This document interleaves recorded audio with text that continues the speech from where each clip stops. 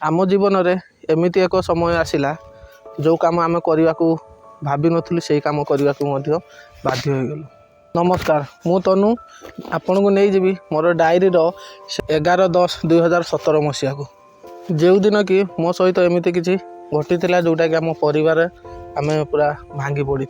आग को थाए दीपावली आउ हाथ में भी से भाया पैसा न थाए कहीं चाषबास समय चाषबास प्राय सब पैसा लगे जाइला। सेठू भाविली देखिए मो देकी मु फोन करके देखे काले सेठू किसी साहाଯ୍य मिल पार तो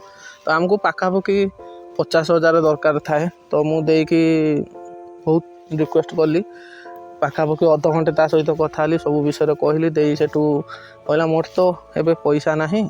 मु करी कौन कहली दे तू जहाँ भी पैसा मत जो आरेंज करके दे 10-20 हज़ार तो दे जा हूँ एपट सेपट कर मत 20,000 टଙ୍କା साहाଯ୍य कला। घरे एका थाए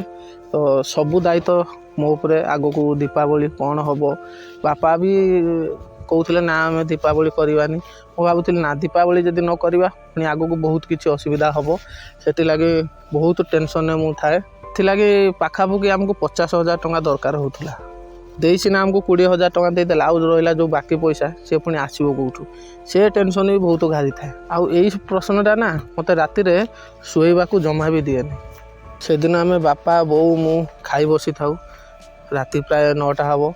बापा मत पदिए कथा कहले से कथाटा ना बहुत साहस देला मन में बहुत शक्ति आसला जेहेतु आमर कामर कथा तुम सम्मान बर जाऊ किंतु आम घर पर आमको लड़वा पड़ो। तापर सेठू बापा कहले तू कान ना कतिक थोड़े ट्राए कर मु मना करू थाए तथापि बापा कहले ना दे मु कथा हेबी सेठू मो हाथ फोन नहीं कि बापा नना सहित कथा है सेठू नना कहला ठीक अच्छे मु तो एबे दे पारिबिनी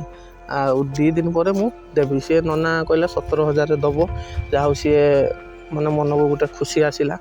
तापर बापा कहले देखिया सिपू को कहवा सिपू कहले मो बड़ बापा पुओ आम घर पाखे सी रही था चेन्नई रे आउ सी भी कहला से 10,000 दब आउ पाखापाखि 3-4 हज़ार सर्ट होता है। बापा सकाल उठिले सीधा गले बंशी मामू पाखक बंशी मामू को बापा कहले जहाँ भी हो तू मत 3,000 टଙ୍କା साहाଯ୍य कर